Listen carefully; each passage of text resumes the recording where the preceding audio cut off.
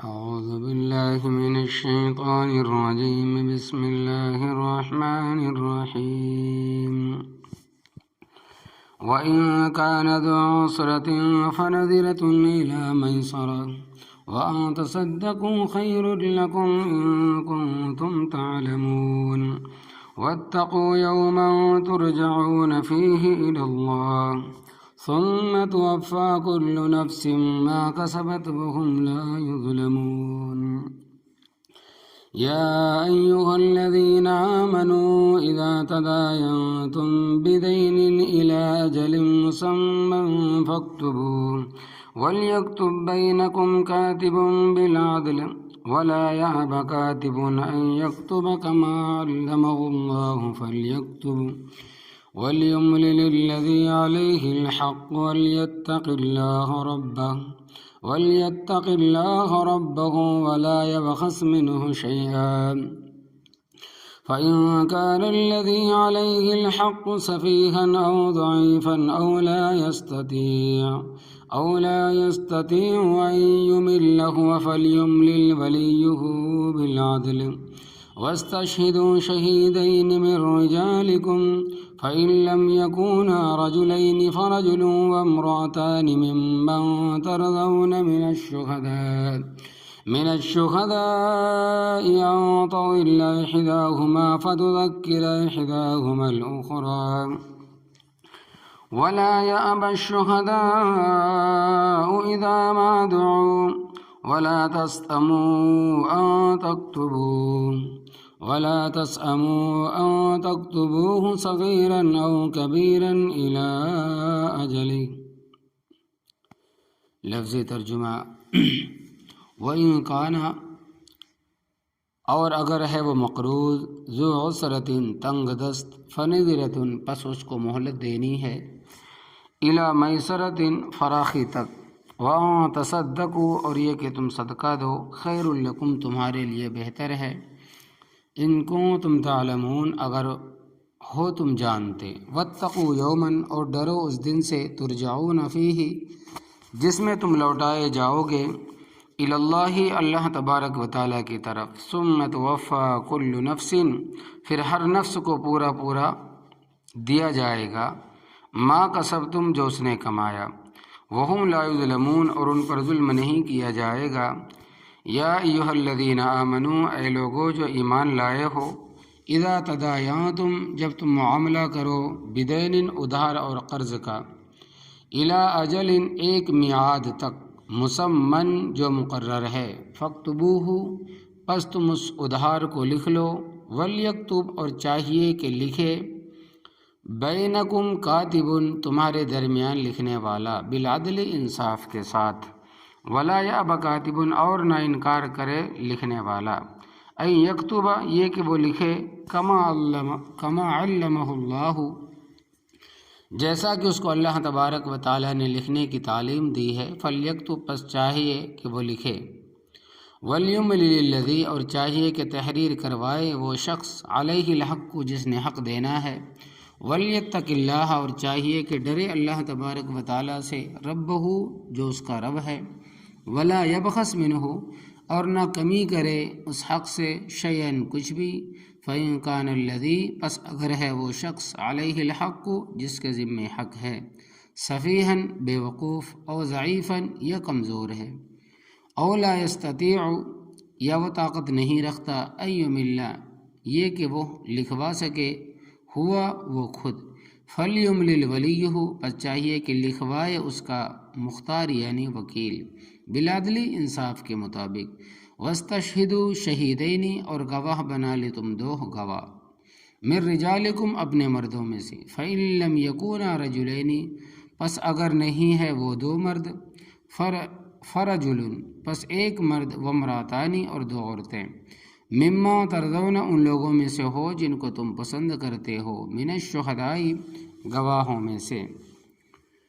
ان تضل احداہما یہ دو عورتیں اس لیے ہیں کہ اگر ان دونوں میں سے ایک بھول جائے فتذکر پس یاد کرائے احداہما الاخری ان دو میں سے ایک دوسری کو ولا یأبى الشہداء اور نہ انکار کریں گواہ اذا ما دعوا جب ان کو گواہی کے لیے بلایا جائے ولا تسأموا اور نہ تم اکتاؤ ان تکتبوہ یہ کہ تم اس کو لکھو صغیراً او کبیراً چھوٹی چیز ہو یا بڑی الی اجلہ اس کی میعاد تک۔ تو اس سے پہلے سود کا بیان تھا، اور جو مال حرام ہے ان میں سود سر فہرست ہے، اس لیے کہ اللہ تبارک و تعالیٰ نے صاف لفظوں میں فرمایا کہ وحرم الربا، اور حرام فرمایا ہے اللہ تبارک و تعالیٰ نے سود کو۔ مزید فرمایا کہ اگر تم سود سے باز نہیں آتے فَأَذَنُوا بِحَرْبٍ مِّنَ اللَّهِ وَرَسُولِهِ تو اللہ اور اس کے رسول صلی اللہ علیہ وسلم کے ساتھ لڑائی کے لیے تیار ہو جاؤ۔ اگر کوئی شخص سود کو جائز سمجھ کر لیتا دیتا ہے تو وہ پکا کافر ہے، اس کے کفر میں کوئی شک نہیں ہے، اور اگر سود کو حرام سمجھ کر لیتا ہے تو گناہ کبیرہ کا مرتکب ہے۔ اس سود خور کو حکم ہے کہ وہ انکانا، اور اگر وہ مقروض جس کو تم نے قرض دیا ہے اور اس نے تمہیں اصل رقم کے ساتھ سود بھی دینا ہے تو سود تو حرام ہو گیا، اور اصل رقم باقی رہ گئی، ذو عسرت تنگ دست ہے، فنظرۃ الی میسرۃ پس اس کو مہلت دو فراخی تک، یعنی کہ اگر تمہارا مقروض واقعتاً تنگ دست ہے، غریب ہے، مسکین ہے، تو فراخی تک مہلت دو۔ البتہ اگر کوئی شخص بدنیت ہے، قرضہ واپس کر سکتا ہے لیکن نیت خراب ہے، واپس نہیں کرتا، تو اس پر سختی کرنا جائز ہے۔ وَأَن تَصَدَّقُوا خَيْرٌ لَكُمْ اور یہ کہ اگر تم صدقہ کرو یہ تمہارے لیے اور بہتر ہے، ان کنتم تعلمون اگر تم جانتے ہو۔ تو صدقے کی صورت یہ ہے کہ تم معاف کر دو، پھر اس میں تفصیل ہے کہ ساری رقم معاف کر دو، آدھی معاف کر دو، کچھ حصہ معاف کر دو، جس طرح چاہو کر سکتے ہو، اس کا تمہیں حق حاصل ہے۔ اور مہلت دینا بھی صدقے کی ایک قسم ہے۔ ایک مسئلہ یاد رکھنا، اگر کسی شخص نے دوسرے کو قرض دیا ہے اور مقروض قرض ادا نہیں کر سکتا اور زکوٰۃ کا مستحق ہے، اور تم یہ چاہتے ہو کہ زکوٰۃ میں وہ رقم چھوڑ دوں، تو اس طرح تمہاری زکوٰۃ ادا نہیں ہوگی، کیونکہ زکوٰۃ میں مال کی تملیک شرط ہے۔ انما الصدقات للفقراء میں لام تملیک کی ہے۔ اگر تم ایسا کرنا چاہتے ہو تو اس کی صورت یہ ہے کہ زکوٰۃ کی جتنی رقم تم اس کو دینا چاہتے ہو وہ اس کو دے دو، وہ جب وصول کرے گا مالک بن جائے گا، اس کے بعد تم کہو کہ تم نے میرا قرض دینا ہے، دے دو،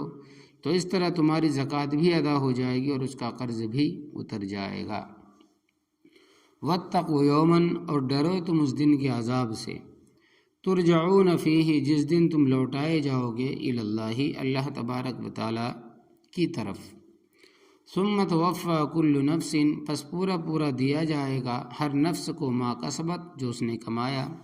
یعنی تم نے نیکی بدی جو بھی کمائی کی ہے اس کا پورا بدلہ ملے گا، اور انسان کو اپنے کیے کا پتہ ہوگا، کیونکہ وہاں حافظہ طاقتور کر دیا جائے گا۔ اگرچہ دنیا میں انسان بہت سارے کام کر کے بھول جاتا ہے، لیکن وہاں سارے یاد آ جائیں گے، اور فرشتوں کا تحریر کردہ اعمال نامہ بھی سامنے کر دیا جائے گا، اور کہا جائے گا کہ اس کو پڑھ اور دیکھ کہ میرے فرشتوں نے کوئی کمی بیشی تو نہیں کی۔ انسان کہے گا کہ لا یا ربی اے میرے رب کوئی زیادتی نہیں ہوئی، اور انسان اپنا نام اعمال پڑھ کر حیران ہوگا اور کہے گا کہ ما لہذا الکتاب لا یغادر صغیرۃ ولا کبیرۃ الا احصاها، یہ کیسی کتاب ہے، نہ چھوٹی بات کو چھوڑتی ہے نہ بڑی کو، مگر اسے لکھ رکھا ہے۔ وہم لا یظلمون اور ان پر ظلم نہیں کیا جائے گا۔ قرض کے بعد ضروری حکام، یا ایھا الذین آمنوا اے لوگو جو ایمان لائے ہو، اذا تداینتم جب تم آپس میں معاملہ کرو، بدین قرض اور ادھار کا، الی اجل مسمى مقررہ میعاد تک، فاکتبوہ تو اس کو لکھ لو، تاکہ تمہیں مدت بھی معلوم ہو کہ فلاں تاریخ کو میں نے دینا ہے، اور یہ بھی معلوم ہو کہ رقم کتنی ہے، کیونکہ بعض آدمیوں کے حافظے کمزور ہوتے ہیں، وہ بھول جاتے ہیں، پھر جھگڑے ہوتے، لہٰذا لکھ لو۔ وَلْيَكْتُبْ بَيْنَكُمْ كَاتِبٌ اور چاہیے کہ لکھے تمہارے درمیان لکھنے والا، بالعدل انصاف کے ساتھ، نہ اس کا حق مارے اور نہ اس پر زیادتی کرے۔ مفسرین کرام رحمۃ اللہ علیہ فرماتے ہیں کہ لکھنے والا اگر مزدوری لینا چاہے تو اس کو حق پہنچتا ہے کہ وہ لے سکتا ہے۔ ولا یا بکاتبن، اور انکار نہ کرے لکھنے والا، ان یکتبہ، لکھنے سے، کما علمہ اللہ، جیسا کہ اللہ تبارک و تعالیٰ نے اس کو لکھنے کی تعلیم دی اور وہ لکھنا جانتا ہے۔ یہ اس پر اللہ تبارک و تعالیٰ کا احسان ہے، تو اس احسان کا شکریہ ہے کہ دوسروں کے کام آئے۔ فلیکتب، پس چاہیے کہ لکھے، بغیر اجرت کے لکھے تو نور علی نور ہے، اور اگر اجرت لینا چاہے تو اس کا بھی اس کو حق ہے۔ ولیملل، اور چاہیے کہ املا کرائے، املال اور املا دونوں ہم معنی ہیں۔ الذی علیہ الحق، وہ شخص جس پر حق ہے، یعنی مقروض لکھوائے کہ میں نے اتنی رقم دینی ہے، کیونکہ اس کو معلوم ہے کہ اس نے کتنے لیے ہیں اور اس پر لازم ہے۔ وَلْيَتَّقِ اللَّهَ رَبَّهُ، اور چاہیے کہ وہ مقروض اللہ تبارک و تعالیٰ سے ڈرے جو اس کا رب ہے، یعنی ٹھیک ٹھیک لکھوائے، کسی قسم کے خیانت نہ کرے، ڈنڈی نہ مارے۔ وَلَا يَبْخَسْ مِنْهُ شَيْئًا، اور مقروض نے جو حق دینا ہے اس میں کسی چیز کی کمی نہ کرے، ٹھیک ٹھیک لکھوا دے کہ اتنا حق دینا اور فلاں تاریخ کو دینا ہے۔ فَإِنْ كَانَ الَّذِي عَلَيْهِ الْحَقُّ، پس اگر ہے وہ شخص جس کے ذمے حق ہے، سفیہن، بے عقل، پاگل قسم کا آدمی ہے تو بدحواس کیا لکھوائے گا، او ضعیفاً، یا کمزور ہے، او لا یستطیع ان یمل ہوا، یا وہ خود لکھوانے کی طاقت نہیں رکھتا، مثلاً گونگا ہے، یا پھر منسا کی زبان ہے اور ہے اس کی زبان، اور ہے یہ اپنی زبان میں اس کو لکھوانے کی طاقت نہیں رکھتا۔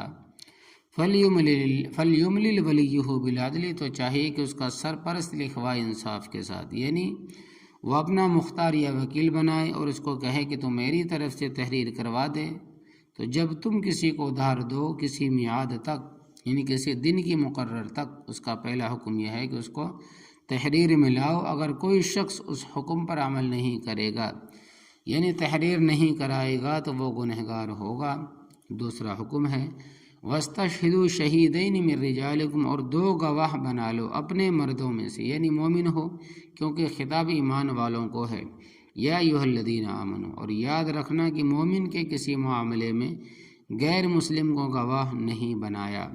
اللہ تبارک و تعالیٰ کا فرمان ہے کہ لن یجعل اللہ للکافرین علی المؤمنین سبیلا، اور ہرگز نہیں بنائے گا اللہ تبارک و تعالیٰ کافروں کے لیے مومنوں پر کوئی راستہ۔ کافر مسلمان کے حق میں کسی مسئلے پر گواہی نہیں دے سکتا۔ فَإِن لَّمْ يَكُونَا رَجُلَيْنِ، پس اگر دو مرد نہ ہو، فرجل، تو ایک مرد، وامرأتان، اور دو عورتیں، مما ترضون من الشہداء، جن کو تم گواہ پسند کرتے ہو، اور مومن اسی گواہ کو پسند کرے گا جو مومن اور عادل ہو، انصاف کرنے والا ہو۔ اور عادل اسے کہتے ہیں جو صوم و صلاۃ کا پابند ہو، نماز روزے کا پابند ہو، اس طرح کہ اس کے ذمے ایک نماز اور ایک روزہ بھی نہ ہو، اور